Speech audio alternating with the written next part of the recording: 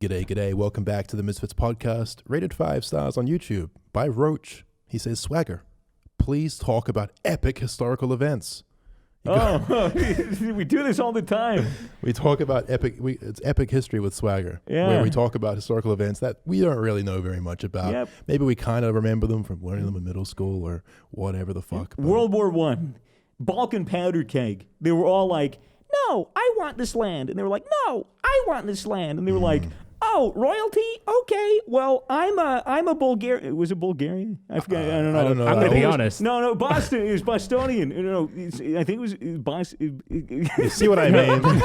You see what I mean, guys? We don't know what we're talking about. I genuinely don't think it sounds like the old Bosnian. It was Bosnian. Bosnian dude. Bosnian Bill? Gavrio Princip was like this Bosnian fucking dude that was like, oh, fuck the king. I think he was like an anarcho-socialist or something. I think he was just an anarchist. But he basically was like, I'm going to get this gun. These guys are going to come by in a motorcade and going to go, killed Archduke Ferdinand and his wife.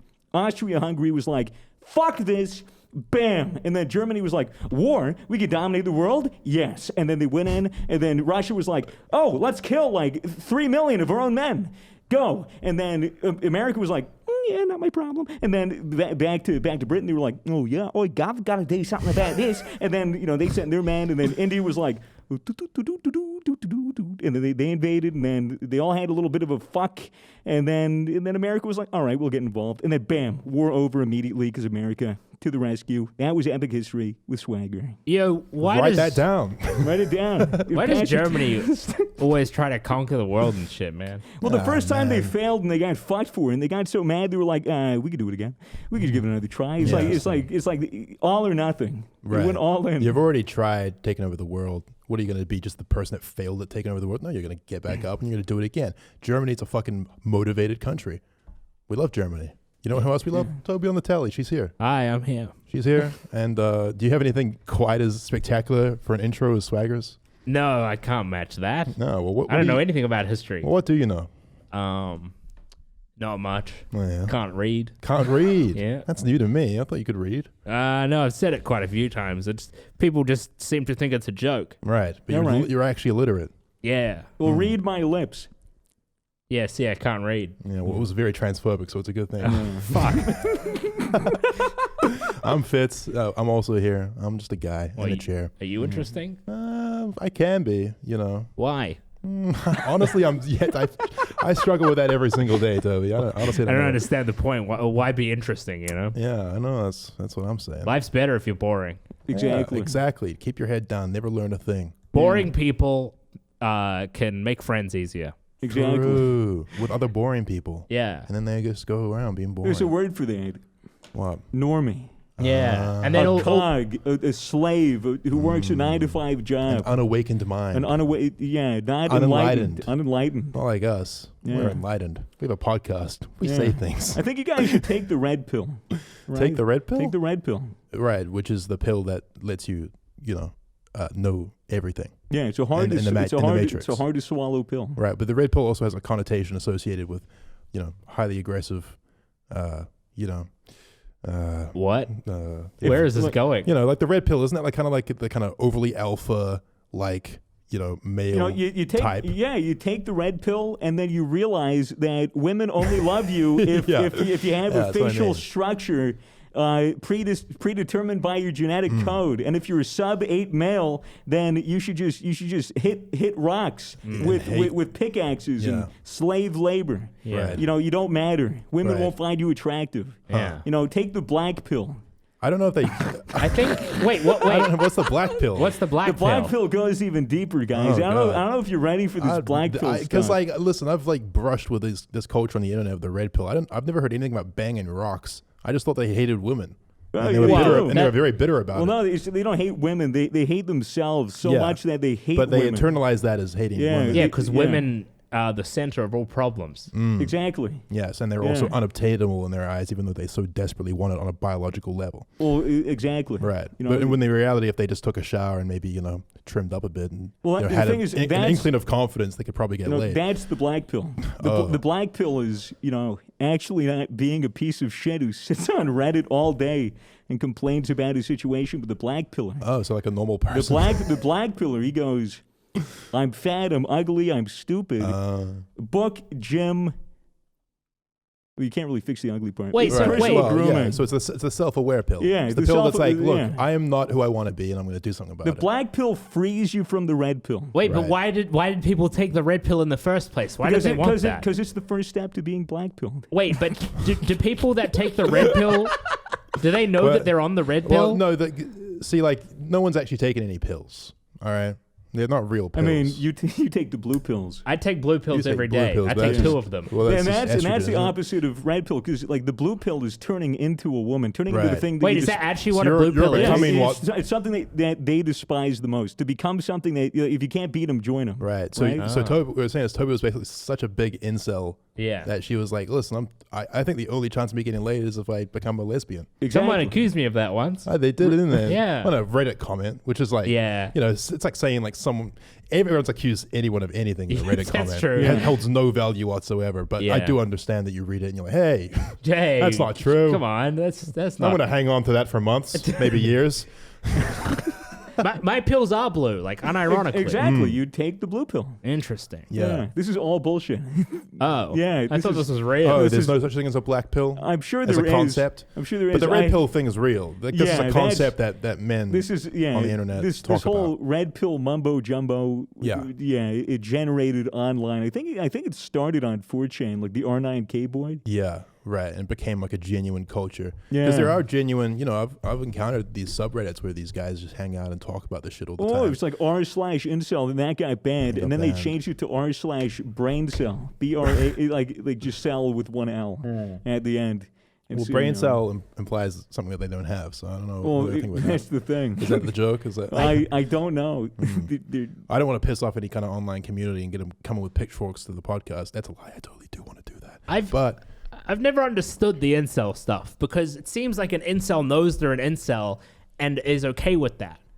But like, surely if you know yeah. you're an incel, you'd be like, oh wait, that incels are bad.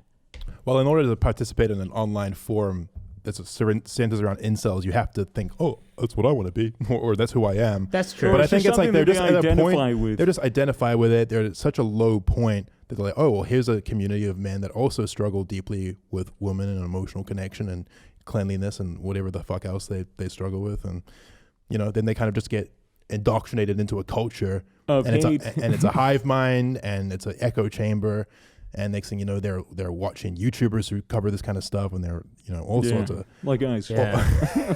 like Yeah. The thing is, like, the biggest thing that I don't like about Reddit is that it really, like, most subreddits are just giant echo chambers. Yeah. Just because if you say anything that goes against the popular opinion, regardless of whether or not it's correct or like reasonable, people just downvote you to all hell. Nobody will see it. Or I mean, there also has a strange effect where sometimes you'll say something against the popular opinion and it gets upvoted because people are like, I'm so sick of hearing people talk about this other shit, and I'm gonna upvote it's this true. thing that's controversial, a little edgy maybe. Right. Yeah. Depends on the community. But go on with your point. Well, that was really the point. That was the That's point. why I Yeah. don't really. Well, it's really that's the enjoy echo Reddit. chamber effect, right? Well, that's the thing. Is that you can go to we've talked about this before, but like I used to be a big browser of Reddit back when I was a teenager. A lot of us You were a browser? Yeah. I was a browser. Oh. Yeah, a bit of an incel too. I wasn't Chrome, I wasn't Firefox. I was nowhere near that level, but I was Okay. definitely a bit of a browser. I was You on were. Like an Internet Explorer.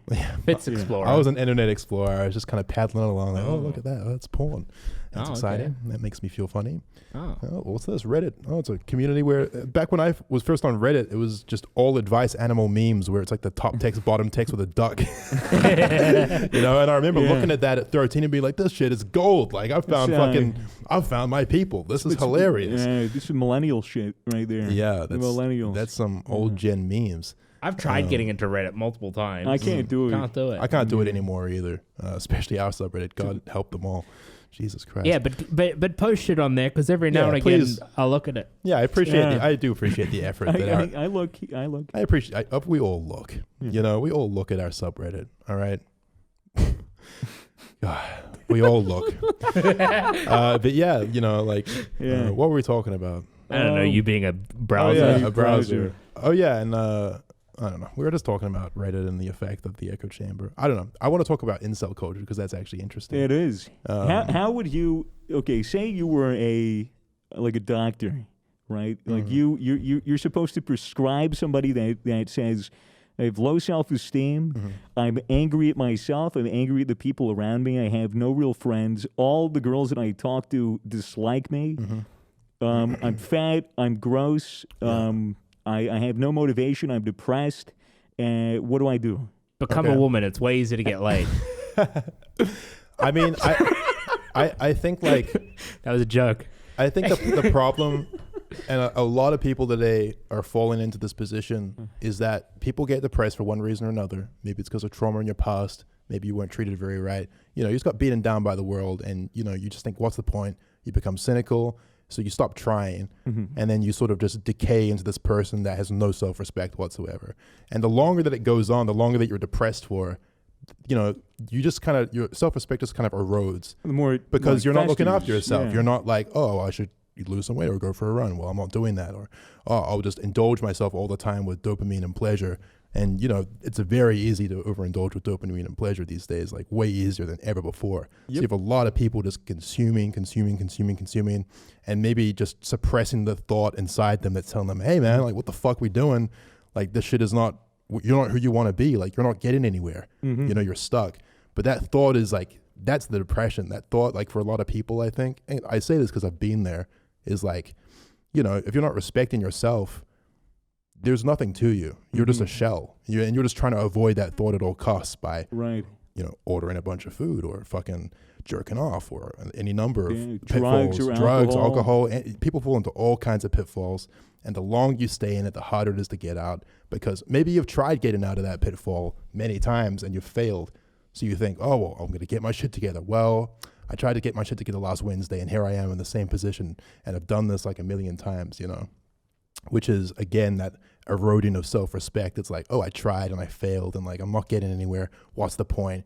And then you reach the rock bottom, which is like, I'm never getting out of this. I'm just pathetic. And I accept it. I'm never going to find a girlfriend. I'm getting older. I'm ugly, blah, blah, blah. All these negative thoughts you tell yourself, you're spiraling. You're at rock bottom. And how do you get out of that? And then you're at that point where you're like, there could be a magic wand. That I wave this magic wand, and all of a sudden, all of these problems that I have disappear. Yeah. But it probably wouldn't work on me. It's probably not worth it to go and try it. You know. What magic wand are you talking about here? Well, no, it's like it's like, well, I could try that magic wand they got on the code, but even that probably won't. No, it's like the idea that there could be something that instantly fixes the problems that you have, but you're in such a pit that you just come up with excuses for why that wouldn't work. Yeah, well, it was like a study or something similar where people who are like clinically depressed, like the worst depression, like year-long, like chronic like they're depression. Stuck deep in it. Yeah.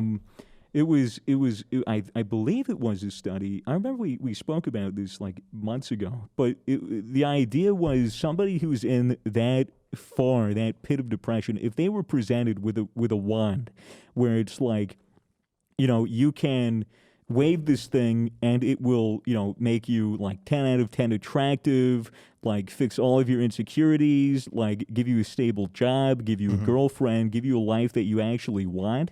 Those people aren't inclined to wave it because either they feel like they don't deserve it, and that it's meaningless, or they just don't. It's like they don't have even the motivation to be like, that just won't work, and they'll rationalize it in their head. It's like, this is, you know, this it just wouldn't work. Which is when you know you're deep in it. Is when, you know, you don't think you deserve it. That's the fucked up headspace to be in. Because even when people give you a hand to try to lift you out of it or to try to nudge you in the right direction, then you just don't accept it. Yeah. And because it's almost like you're punishing yourself because you feel like you deserve that. Yeah, and I think the longer that you stay in the state for, the worse that just becomes. Because it's like, well, I've tried so many things. So many people have tried to help me. I've let so many people down. You have all these negative thoughts that are just built up, crushing down in you all the time. But, you know, I think there is a way out. I think you just have to start. You have to want to get out, which is maybe a difficult thing for a lot of people. Well, you have to truly want that, because the thing about wanting to get out of it when you're in that state is that that's a terrifying feeling, because that's what makes you feel like even more of a piece of shit. Is when you know you could be better, but you're not. But if you just ignore that and you just keep being like, letting yourself down, but like kind of not feeling that like that, you're just kind of numb. Well, that's safer than feeling like, oh, I could be so much more, but here I am fucking up again. Well, they're sick of that feeling, so they abandon it. It's that whole journey of 1,000 miles begins with a single step. But imagine, just getting into, this demotivated mindset. You're like, well, if I start now, like, I could probably get out of this in like a couple of months. But then, something stops you. Yeah. And, you spiral, and then...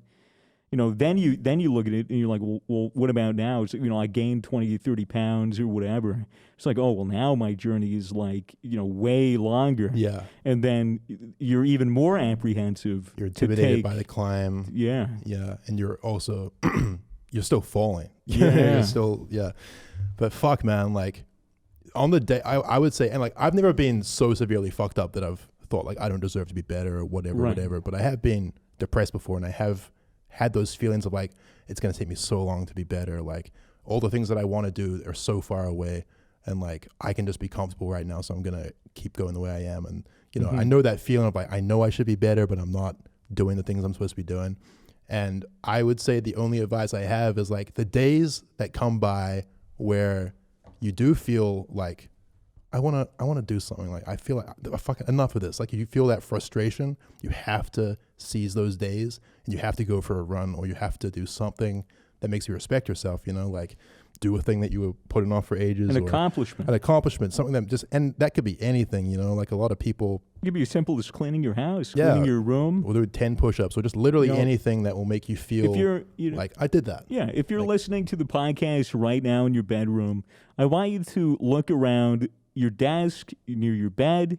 If you see any cups or dishes or utensils that have been there for the last week, and you know that they've been there for the last week, and you look at them and do nothing about it, just, get up from your bed or wherever you're sitting and just take them and put them downstairs and take care of it. And just be a fucking boss and just be like, look, like this is just what I do. Like I clean up after myself because I respect myself, And then from there you just take it. You just keep taking it. You keep going like, all right, well, I'll do a little bit more. I'll do a little bit more. And you build momentum, and you don't crush yourself again when the momentum slips, but you just keep an eye on it. You keep an eye on yourself, and you just keep fucking going.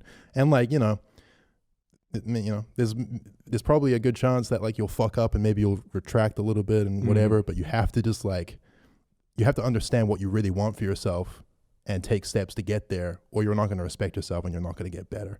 And that's like, that's really the realization, I think, that, got me out of whatever funk I was in, and it gets a lot of people out of a funk there. And it's like, enough is enough. Like, I'm just sick of, I'm actually bored of being depressed. Right. Like, I'm done with this. Like, this has gone on too long. It's time to do some shit that I know I should be doing. And then, you just begin your journey. And then you just become more and more empowered, and all that negative shit, it starts getting flipped. And it's like, well, look how far I've come. Look at the progress I've made. Look at my relationships now, And fucking boom, boom, boom. That's a big thing. Yeah. The relationships are a big thing. Huge thing. Because you shut people out. Yeah. You shut people out a lot when you're fucked up. Because you don't want them to be ashamed of you, and you don't want to burden them and blah, blah, blah. Exactly. Yeah. So when you start taking those back, it's like, oh man, like I have friends, like people like me. Like I'm, Yeah. That's right. Like here's this person that I fucking used to be. So. And there's also that big thing of like, when you are in that position and you don't want to burden people, or you don't want to think about it like that you are burdening people, you can push those people away to like, and sometimes even like the people that are like closest to you can just get so like hurt because they don't understand like what you're going through. Yeah. And it feels to them like, oh, this person's just always ghosting me, or this person, is intentionally ignoring me or whatever. I put all this effort in and I don't get anything back. And, in reality to the other person, it's like they feel like they would be burdening you by bringing you into it. Yeah. Which is where that, I think, just cycles into itself. It cycles into itself. And that's where just honesty just fucking reigns supreme, man. You just start being honest. You say, look, I feel so bad that I didn't reach out to you like in so long. Like, honestly, I've been fucked up. This is what I've been going through. You talk about it. Almost any decent human being is going to look at that and be like, oh my God, I had no idea. Like, fucking thank you for telling me. Like, are you okay? And then that's another person. Because then they understand, and then they wouldn't resent you. And then that's a person you have in your support network, given that they're a good friend, you know? Or whatever. I mean, if they say fuck you, then you cut that motherfucker out of your life. Get that shit out of there. Yeah. Anyway, we just kind of rambled into a deeply motivational sort of rant there, bouncing off of an incel topic. But, you know, I feel like there's a lot of young people in that position today. Especially after last year. For sure. Yeah. I mean, everybody felt this, you know, lockdown depression kind of creep around. And withdrawal. Yeah. You know, when you're locked inside and you can't see people, you know, that takes a huge mental toll. And even without COVID, I think we live in a world where it's easier to hide away than ever. Oh, yeah. And it's easier to just retreat into a little world. Looking at even when you're out, you're on your phone, whatever the fuck, you know, you're just consumed by something. Yeah. It's easy as fuck to hide. You got to stop hiding. Mm-hmm. Yeah. You hear that? Gotta stop hiding. Stop hiding. Gotta get after it. What are you doing? What the fuck are you doing? Yeah, exactly. But anyway. Still listen to the podcast, though. I mean, you know, listen to the podcast, you know, an hour. Yeah. An hour out of your day. But the incel thing's interesting because, you know, being an incel, it's not just being depressed and unhappy with yourself. That's actually internalizing that and turning that into hatred, which is what a lot of... into hatred and bitterness. Yeah, which is like a mad, like, lack of self-awareness. But it's unfortunately a pitfall that a lot of people fall into. It's weird. And not just men either. Like, you know, people have all kinds of ways of turning their own insecurities into a projected hatred to, you know, a specific group of people. Yeah. You know, and I mean, you know, nothing. What's the way I could phrase this? It's always kind of been a thing, but I feel like it's more prevalent in this century, and maybe even in like the 90s to now. Like the concept of a bitter virgin, like somebody who's like been a virgin, like and not even just like you haven't had sex with the girl. Yeah. Like it's like you haven't even held their hand. You're a handholdless virgin. Yeah. And that is, you know, like being 25, never having held a woman's hand. Yeah. And, you know, you're looking at porn all the time, and you're like, why can't I have this? And you know, you're following e-girls on Twitter and replying to their tweets with, oh my God, Queen, you're so beautiful. Please, like, can I DM you? You know, like that, like the desperation, like and then like when they realize, you know, I don't have this, it'll never have this. Then it's bitter. It's bitterness. It's fucking slut, fucking whore. Like you see those like down bad tweets. A lot of them are fucking fake. But there's a good amount of like real screenshots from women online, and it's just like, you know, like a message is like, how are you doing? And it's just, you know, leaving them on red. And then, you know, they're like, you left me on red, you fucking bitch. The women are all the same. You're a fucking whore, slut, fuck you, cunt, ugly bitch. And it's just, you know, wild how actually fucking common it is. And it's like, wow, no wonder you're in this position. If this is how you're internalizing this shit, like, no wonder. Like, you know, women, you know, like you have to. I feel like you need to be like a friend to a woman first before that can progress to anything. But the thing is, I feel like bitter virgins are so desperate that they try really, really hard, and then when they ultimately get rejected, that turns into, wow, I really will never get like a woman. Fuck all women. Fuck this. I'm going my own way. I'm a man going my own way. Or even if even if they do pursue friendships with women, it's always like in their mind under the pretense of like I want to fuck someday. I want to fuck. I want to fuck. I want to have sex. But you know, which is like a lot of male energy. Like if you're you know lacking. Or if your sex drive is out of control and you haven't had sex and you haven't held a woman's hand, obviously that shit's gonna have you amped up, like as a young man. You know, it's a difficult energy to deal with, I think. But like, man, like that desperation just reeks. No, it's horrible. and you'll be like, oh, in the friend zone again. It's like, well, yeah, because your intentions were so clear. You know, like you're never gonna get anywhere with that energy. You have to like genuinely need to learn to like women first. Yeah. or what the fuck are you even doing? You know, man. You think this is a more prevalent thing in America? I think here in Australia, I haven't noticed a big incel culture. Do you think this is because sex work is so prevalent in Australia that that's a good thought. People that are so like wrapped around the axle of like I need to know what it feels like. I need to know what the touch of a woman feels like, and like that. I need that experience. Like I need to get this out of my fucking system so I could finally tell my friends and relate to them when they talk about having sex with women. Yeah. And then they go to a brothel, and like they sit on a couch. Women come out. They go, hey, how are you? The women that don't want to have sex with you, like, literally aren't forced to. They just go, no thanks. But there's plenty of women that would, for the right amount of money. They pay for it. And then, they have this experience, and it's great. The women are fine. They get their pay, and like it's just another day on the job, and everyone's happy and healthy. Yeah, and then they come out of it like, wow, that was the experience, and like that was that, and then they're or good. more likely, that was that. Yeah, like, if it's your first time. Oh, your first time. Unless you're just a fucking turbo chat from the beginning, you're probably like, oh, okay, that was. I guess that was. 5 minutes later, they're out. It's like, wow. I wonder if like. Because, they have this, the whole, like, pyramid of needs. I believe it was Marlowe. I think it was a psychological term. Where it's like, relationships, food, water, shelter, and then, like, achievements, goals, like, job, like meaning, and then, like, like, sex is like a primary thing, like sex and intimacy and all of that. And when people are deprived of that, then, their life balance or how they perceive things or how they rationalize things in their head goes to shit. Yeah. But when you're given an option, a legal, like, option, for sex work, I feel like that helps. Yeah. I feel like that helps. I think to answer your question before we lose it, whether Australia has less of an incel culture because of, sex work being legal. I mean, honestly, I didn't even think about that before you brought it up, but it's a good point. I reckon. Like, sex work is great in my opinion, as long as it's executed correctly. And it's definitely got to be something where a young guy can be like, well, I'll just go to the brothel. It's not even taboo here. Yeah, guys talk about it all the time. Yeah. Like a lot of guys just go to brothels. I don't go.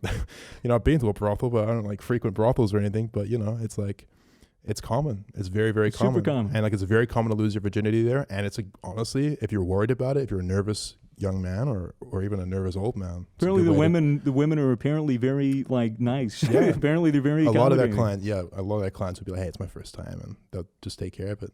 So that's a good thought actually. Because in America it's quite taboo. It's very taboo. Yeah, and illegal. And illegal in many as well. places. Women that are doing sex work in America now, it's all on OnlyFans because at least it's safe. At least it's fucking safe because you're in your own house. You're taking pictures of yourself where you're comfortable, and then you're selling it to people online. It's fucking pandemic safe. Like but the thing is, it's different than actually having sex, paying for sex, and in America.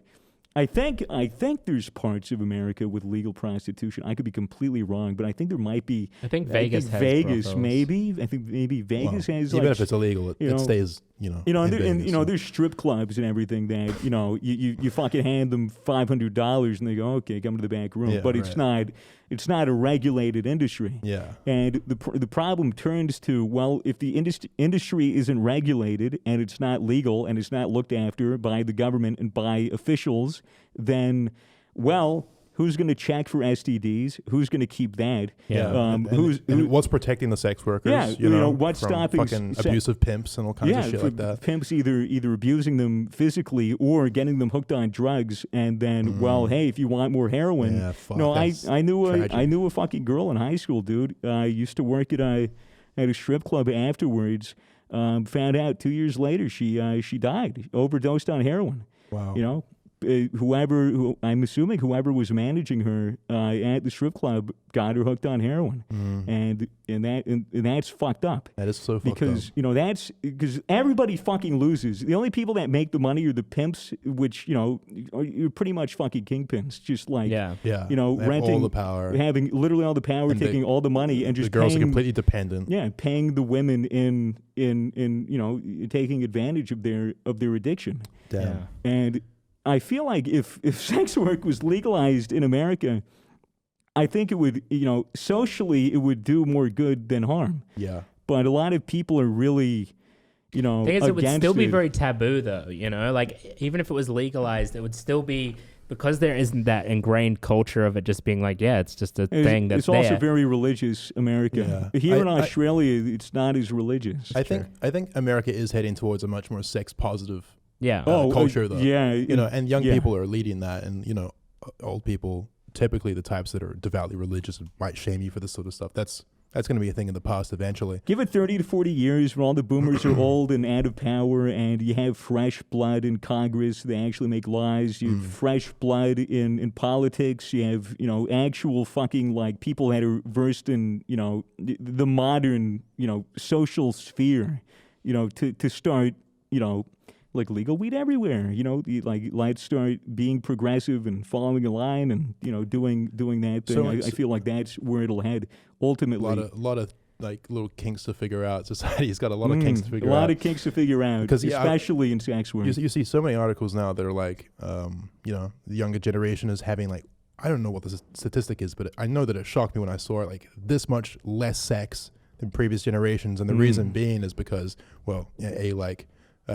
physical separation being more common because of social media, but also because people are earning less, they're living with their parents. There's a couple other factors that I can't think about what's on my head, but like I think the economic factor of like, we just can't afford housing, like, so I'm still living with mom and dad is a huge you don't want to bring a girl over and be like, hey mom, hey dad, this is the girl that I'm gonna fuck tonight, just for the one night. Yeah, exactly. But also it just makes it easy to retreat to that internet porn addiction. Like internet porn, I think is. And I mean, with on the subject of like the internet porn stuff, like things like OnlyFans and like cam sites, right, are almost like these sort of like pay for intimacy websites to a point where it's like, you can go on OnlyFans and sure, you can just like subscribe and look at the naked pictures of some woman, but then you can also like send them tips with a message and be like, actually develop this like Parasocial, relationship with this person. You just have to pay every time, and it's the same on like cam sites. The thing that's weird is, this is, a campsite and OnlyFans is very much predicated on, sex, the sexual intimacy, like boobs, pussy, like, show me everything. Yes, I want to, blah, blah, blah, blah, blah. Yeah. And that's like the raw sexual aspect. But then you have these people, and I'm going to think a little bit before I say this, because I want this to come out right.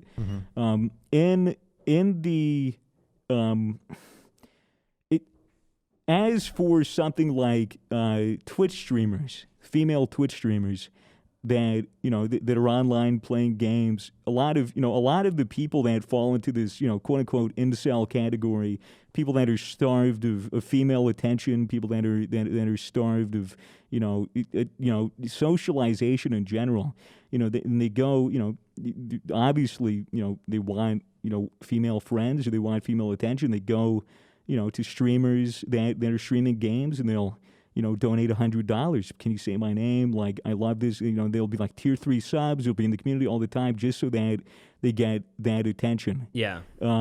And that's not, putting any blame at all on female streamers, because all they're doing is they're starting up a stream. They're playing games. Well, it's not just female streamers either that happens with, True. It happens with men. A lot of male streamers. I think it's just that longing for a connection. A virtual friend. It's the parasocial relationship. It's like, I can fulfill this itch. I can scratch this itch I've got to interact with a human being, but I can do it from the comfort of my house with porn on the other monitor and fucking Reddit over here, and from my nice comfy chair with my big gulp and my popcorn and my Doritos and just fucking hitting myself with as much dopamine as possible and artificial socializing, you know? It's like, and I'm on Discord over here and I'm chatting with a bunch of people and I'm, you know, that I don't really know. I'm a Discord mod, you know.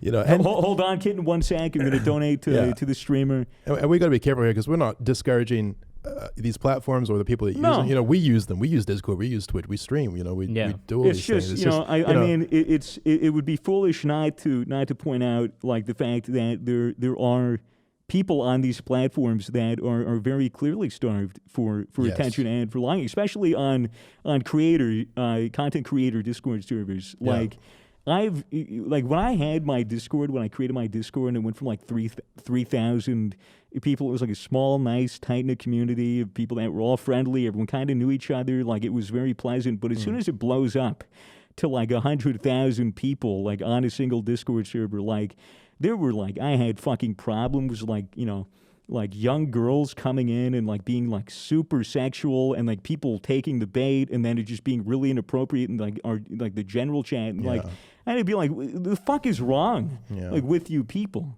But the thing is, they're all super hormonal, horny fucking teenagers, and they're like e-dating. Yeah, and that's the thing. Like a lot of blame gets put on the guys for being gross, or like, and a lot of guys are gross. Yeah. I just want to say this: a lot of guys are fucking horrible, are super inappropriate online. They don't know how to talk to women. But a lot, you know, women, especially teenage women, are fucking horny too. You know, everyone's a little bit horny.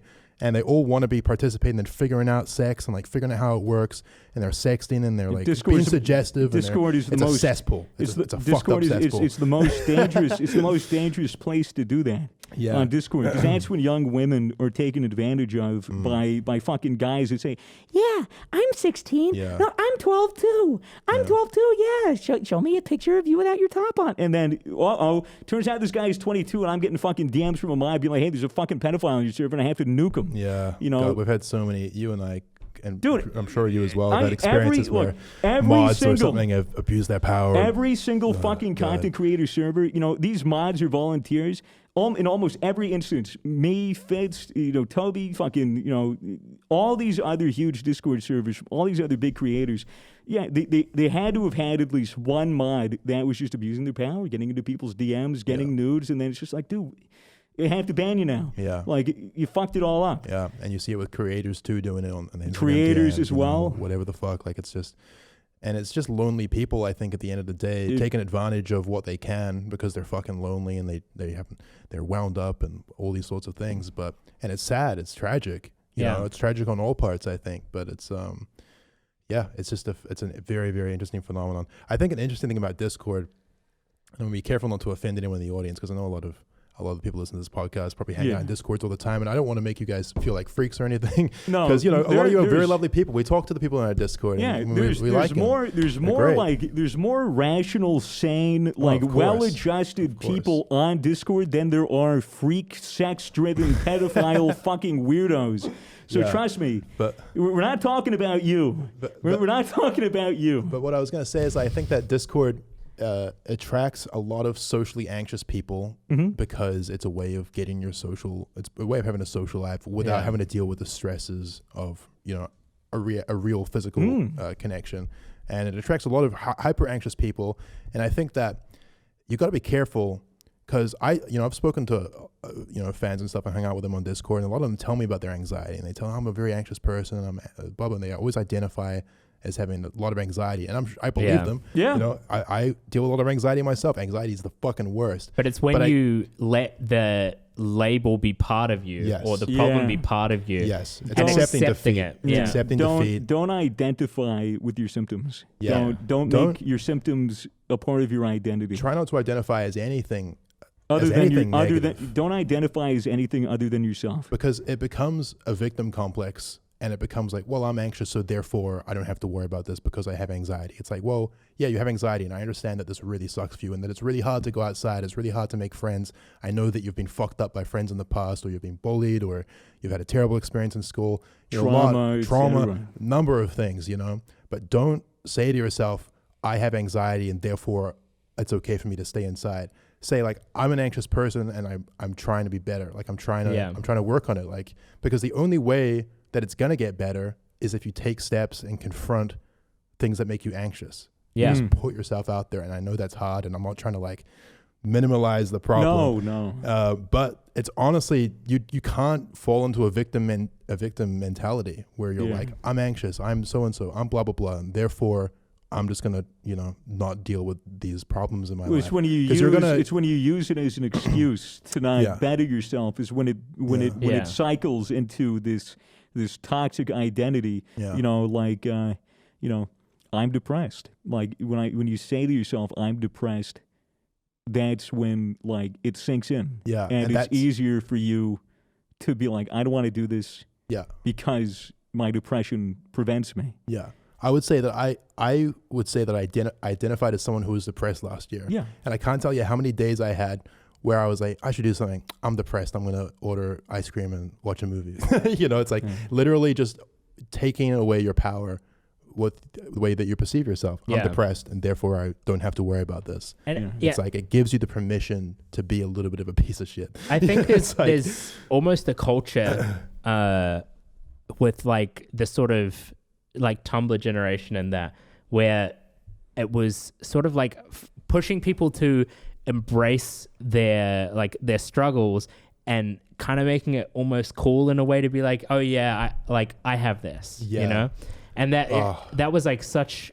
I know that when I was growing up, that was such a big thing. You see that even with parents bestowing it on their kids, like, oh, my kids that got Asperger's, oh, my kid's got this, my kid is like has all these conditions. It's like, well, yeah, sure, maybe they do, but like, are you doing your kid any favors by giving them a set of permission slips to avoid confronting what makes them feel the way they feel? Like it's or overcoming or evolving or even moving forward. Yeah, it's like you get put in the kid in that gifted camp, and therefore it's like, oh, I'm gifted and I don't have to worry about the same things other kids do, or blah blah blah blah blah blah blah. It's like it's terrible mentality to fall into. It's a terrible way to. You got to think of yourself as powerful, but you're down bad right now. Yeah, that's how you got to think. You got to think like I am so many things, but I'm just a little fucked up right now. But I know I'm gonna get better someday. That's how you should think about it. You should think about it like a broken arm. Yeah. It's going to inhibit you. Yes. It's going to make it so that things that you otherwise would do with two arms, it would make it harder, make it more difficult. I'd say it's less so like a broken arm and more so like something that there is like rehabilitation for, like a stutter. It's like more so it's like something sometimes not, though. that you can. Sometimes people are just inclined to depression. They're inclined to anxiety, and it's just who they are.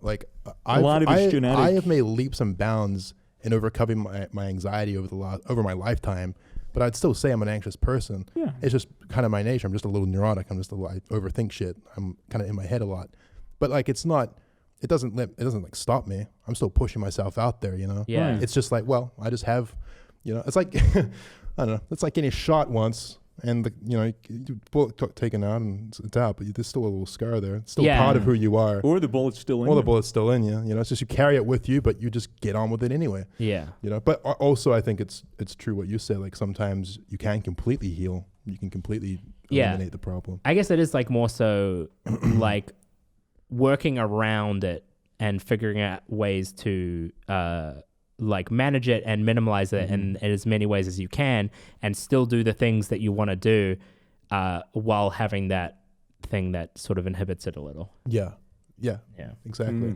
I just realized that we were supposed to bring something up at the beginning of the show that we hadn't, but I feel like music makes me feel better. Music does. When I'm feeling down. That was a horrible segue. No, music does make us feel better. Yeah, it does. Music is actually a huge part of my life. In particular, I always have a soundtrack going like throughout the day. If I'm in my house, there's a speaker near me always playing some music, unless I'm trying to focus or do something else. And Spotify actually reached out and asked us to put together a little playlist of our favorite tunes. Well, actually, when I was asked, I was under the impression that it was just my personal, taste. And they were like, hey, could you just put together a playlist? And I was like, sure. And so there's now a playlist on Spotify with a selection of tunes that I threw together that I think you guys are a fan of a few of the songs as well. It's the Misfits Podcast. Start Select. If you go on Spotify, you look up Start Select. It should be there right now. It's like a monthly podcast that rotates, I think. So the songs will be on there for a month. Yeah, it gets curated by a different person every month, I think. Yeah, and this month we were lucky enough to get it. So if you want to listen to some songs that I think are dope, there's a good variety on there, like hip-hop, psych rock. There's some classic rock, some heavier shit. So go check that out. Start Select, Misfits Podcast should come up. Yeah. Give it a sus. I'll listen let us to know it. What you think.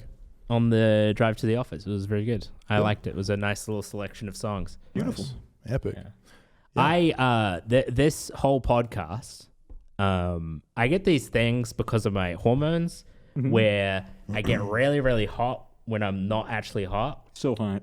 I was noticing it too. It's like a hot flush. It's something that usually happens to women, menopausal or pregnant or on their period. Basically, when something's like affecting your hormones and stuff, and I get really hot, and then I also this whole podcast I've had that feeling. Wow, you are hot. Really? Wow. Yeah, you're like you have like a temperature. Okay, I've had that feeling. You know that feeling that you get where your eyes, you feel like you like really feel like you need to cry. Yeah. But there's nothing that you actually are sad about. Oh, well, go ahead.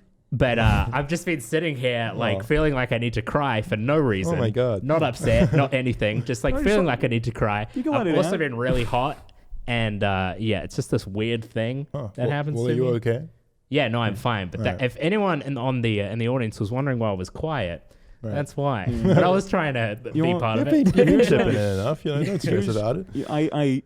I heard this really interesting factoid about if you're a woman who's on like birth control, a lot of birth controls make your hormones tell your body that you're pregnant, and so a lot of women, while they're taking this birth control, while they're around men, get very protective and defensive and weird, get really weird around men, and that's because their body is telling them that they're pregnant, and when a pregnant woman is around a man that isn't like their partner, they get very protective and defensive because it's the body's, through evolution. Right. When a pregnant woman is around another man, they're very protective of, their child and all of that. Well, think about it like on a chimp level. Like if I was a female chimp and I'm pregnant carrying some other chimp's child, I'm very excited about this child to be. Some other strange chimps is right next to me.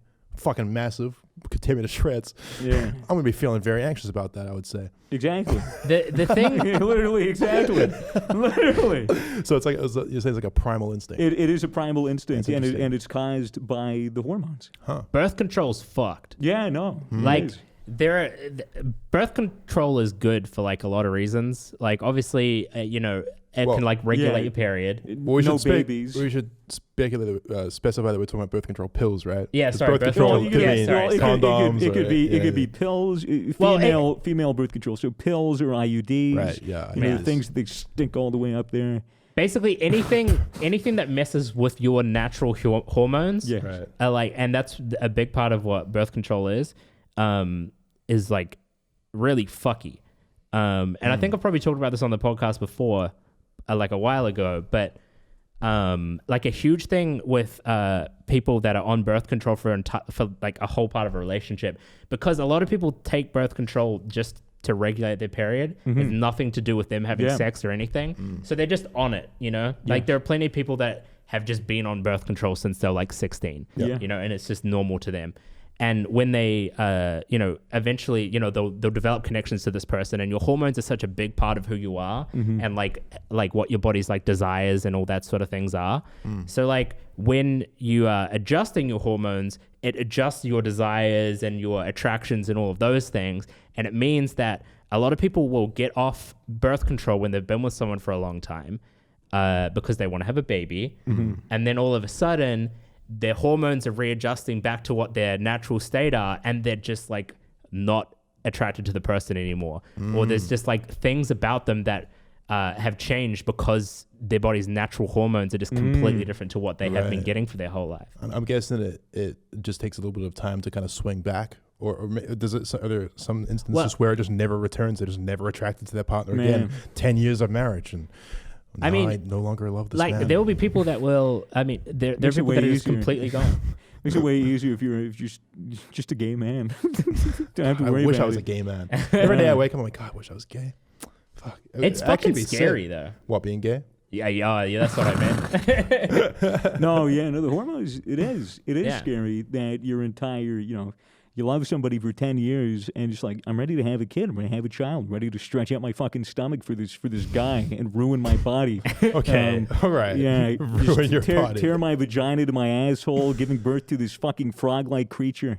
Because I love this man so much. And then as soon as you're like off, I'm ready for a baby, you look and just like the reality hits you and you're like, oh, my natural hormone state says that you're fucking ugly. Get the fuck out of here. Divorce. Yeah. Surely like the doctor warns about this though. If you're seeing a doctor, he's like, listen, you might think your fella is a disgusting man pig when you get off this. The symptoms, of withdrawal from hormones is nausea, dizziness, headaches, hot flushes, and divorce. And divorce.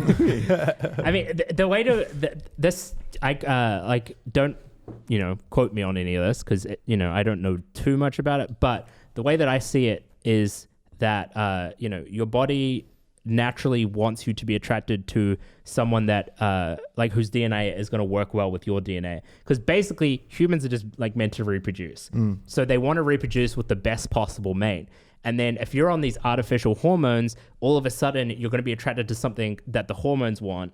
And if once you get off them, the person that you were attracted to may not be a good fit for your for you anymore. Yeah, you're resting. And it can just completely change it. Interesting. Yeah.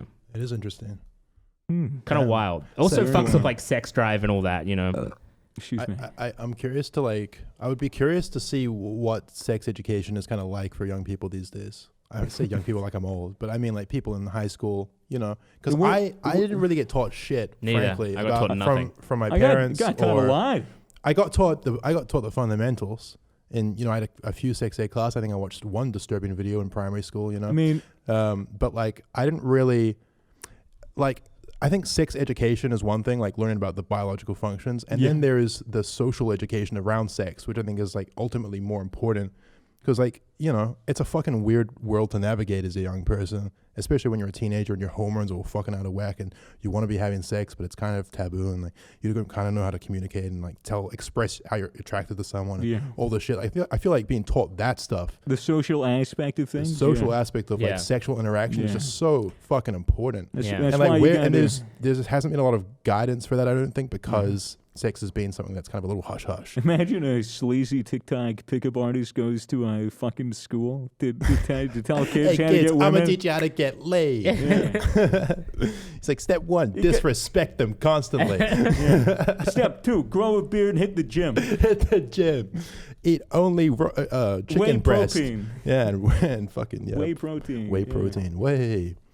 Yeah. But that's like a side of it that I think is, a part of it you can never get taught it. You just have to figure it out for yourself. Well, that's the thing. A lot of people put yourself out there. I feel like a lot of people that are listening would probably say, well, you don't need to get taught how to interact with people while you're in school, because as long as you're in school in person and not doing it online, you're going to be interacting with people and you're going to figure that stuff out for yourself. And, you're going to be asking your parents for advice, and your parents have gone through it, obviously. So, of course, they would be able to enlighten you onto something. I think you might be looking at kind of a utopian world where everyone's parents are happy to talk about sex and everyone sort of figures things out for them. A lot of people, I think, just don't really get it. They don't really figure it out on their own or just through trial and error. Right. And I think that might be why we're seeing, and especially with the rise of social media and porn and shit, and finding how to control your urges that way. I think a lot of teenagers these days are growing up and just not having sexual experiences in high school, and then they're out in the real world, and then well, what did I learn? Well, I learned that I can find a hot woman on Pornhub and bust a nut or cam girls or whatever the fuck, and I don't really know how to interact and how to make a move appropriately and how to blah blah blah blah blah blah blah. I don't think there's ever going to be a course that's here's how you make a move on a woman. No. I think it's more just I think it's more just normalizing the interaction, normalizing talking about it, normalizing all this shit. Obviously it just depends on your environment and your framework, but I just think it's something interesting to think about, because it's a fucking fundamental need for people, for most people. I've said this to Fitz a few times recently. I think talking about sex with your friends is such a important and fun thing to do, and I think that it's such a great way to learn what other people are doing. Because if you learn everything that you know about sex from like your own personal experience and fucking porn, then porn is super unrealistic. Yeah, porn will completely skew what sex is to you, you know? And that's why I think like, you know, talking to your friends about like sex and like things that they enjoy and stuff like that, it can be like so like freeing and fun. It is fairly common to talk to your friends about sex. I think the problem is that there's so much machoism that gets thrown in. There's so much lying. And it's very vapid and exaggerated. Yeah, dude, I lasted 45 minutes my first time. I was going to town on that pussy. Yeah, because young people are insecure as fuck. Yeah. Right? Yeah. And most people are insecure. It's posturing. It's posturing. Yeah, so it's like... people don't want to admit their first time that they fucking, prematurely ejaculated. Yeah. There's the other side of it, where there's the female side of it, where like women are often like... brought up in a way where they shouldn't, they aren't meant to talk about sex and stuff like that. And sex, I mean, I don't think it's so much the same now, but I think to a lot of people growing up, sex is like this very shameful thing that they're like, oh no, we don't do that, you know? Yeah. And, where a guy will be like, oh yeah, I got laid last night. A girl might not want to talk about the fact that she did that. Well, this is societal, Oh, totally. Yeah. A bit of a... The cultural thing. It probably changes school to school, city to city. It just depends on your environment. I'm sure when women are amongst women and it's just girls' night, they're all drinking rum chata and fucking having a giggle at whatever girl gossip they're getting up to. Fucking scantily clad, fucking whatever, hitting each other with pillows. Yeah, I'm dude, sure they're talking bounced on his cock at 160 BPM, dude. It was lit. Yeah, I mean. Yeah, my pussy's Gorilla Grip, and that's on T. Yeah. There's definitely you hear a lot of music that kind of like. Yeah, well, that's the thing. Especially like female empowerment is huge, which is kind of high. I mean, which is kind of respectable. So empowerment about sex in general. It's probably a good thing. Yeah, I mean, there's it's always been like I feel like more recently it's been talked about a bit where. A lot of people will say that like women are way more talkative with their friends about sex than men are, and a lot of the time. But then there are also the other side of it of the people that just feel like it is something that they shouldn't talk about. Yeah, I feel like it's person to person. Yeah. Depends on the group of people and depends on the individual. Some people are comfortable talking about sex, other people like keeping it private. Like Ben Shapiro. Wet ass P word. Oh my God. That whole thing. That was crazy. You gotta wonder if old Benny Boy is just hamming it up at this point when he does stuff like that. When he's I don't know. This is old news, but I'm sure him and his wife are happy. Doesn't he have kids? Happy, dry humping away. Yeah, probably. Yeah. Probably. I don't know. I don't fucking know shit about Ben Shapiro. But yeah. All I know. Anyway, the point is. All I know is that he owns that pussy with facts and logic. Yes. He talks to it. He talks to the pussy. Well, actually, your instinct should be telling you to get wet at this current point in time. I am standing before you naked. As you can see, my shrimp cock is now enlarged. It is now a lobster. So lobster cock. Lobster cock. What does a lobster cock look like? Red, swollen, delicious, plump, probably juicy, covered in chitin. Cock lobster. Classic. Throwing it in the mix. Classic. Okay. How fucking stupid. How fucking stupid. Yeah. Anyway, we never really talk about sex on the podcast, but that was a nice little chat about sex. I mean, it helps to have energy when you're having sex, and my drink of choice before gotta have a pre-workout. Before a sesh. before a sesh. Sesh with the missus is Gamer Subs, and we did debut last podcast that our Gamer Subs flavor is in fact Misfits Melon. Misfits Melon. Honeydew melon, not watermelon. None of that stupid shit. We got honeydew. It's good. And it's delicious. We got a it's very beautiful refreshing. green melon. Yeah. And by the time this podcast is out, it should be live. We actually just filmed a promo upstairs, which we're not going to spoil, but you'll have seen it by this point in time. It's worth looking at. It is really worth looking at. Most likely will already be on our socials. Follow us on Twitter and Instagram at Misfits. Misfits Twitter and Insta. It's probably worth watching on repeat over and over and over. It was smashing like. My best performance I think I've ever done. I looked so good. I missed it. I can't wait to see how that turns out. I looked fantastic. A little cold, but really. Oh, good. you were cold, were you? I was so cold. Oh, yeah, okay. I was so cold. But anyways, this is going to be live. Misfits Melon should be live by the time you guys are listening and or watching. And yeah, I would say go to gamersubs.gg and buy some Misfits Melon. Use code Misfits for 10% off. And enjoy the best flavor that's ever graced Gamersubs. That's right. Gamersubs.gg, code Misfits. And also check out the Spotify playlist, Misfits Select, or Spotify Select. It should come up. Just look up Misfits Spotify Select. No, you'll find it. It's Start and Select. Start Select. Or Start Select. Sorry, my Misfits bad. Start Select. And speaking of Spotify, if you're listening to this on YouTube or watching, you can listen to the podcast 1 week early on Spotify. And watch. Earlier. Yes, and you watch. can listen and watch 1 week early on Spotify, so be sure to hit over there if you want a new episode rapidly, because that's the rate they come out. Yeah, that's pretty speedy. We got a new set. We're feeling good. We're ready to make this podcast fucking great again. Yeah, the next couple podcasts, we're going to be introducing some more structure and segments, and Cool. we're going to make it fun. We got this big ass projector, Yeah. which you probably noticed, kind of cozy, but we can put anything up there. Literally anything. Porn. We got our guy Reddit. Mitchell. He's going to be able to show us articles, videos, anything funny that we might want to react to, up here. So that's. Are we going to give Mitchell a mic? Yeah, I think so. wouldn't mind having him as young Jamie as long as he doesn't talk too much. Young Mitchell. They'll just blatantly say that we're ripping off Joe Rogan. Well, I mean, it's very we're common ripping off Joe Rogan. it's very common for audio shows to have a producer. A little bit of a producer. Yeah, He's you're gonna right. he's gonna have more of a role, and this podcast will no longer be a stream of consciousness alone. It'll be a stream of consciousness with It'll have its Mitchell. place. with Mitchell. We just want to make it authentically us with a little bit of spice. And that's what the Misfits is going to Add be. a little bit of spice. Just a little to bit it. of spice. A little bit Not of a oil. problem. A Bit of little olive bit of oil. spice. We hope you guys enjoyed listening to this week's episode, and we'll catch you next week. Later. Bye. Bye.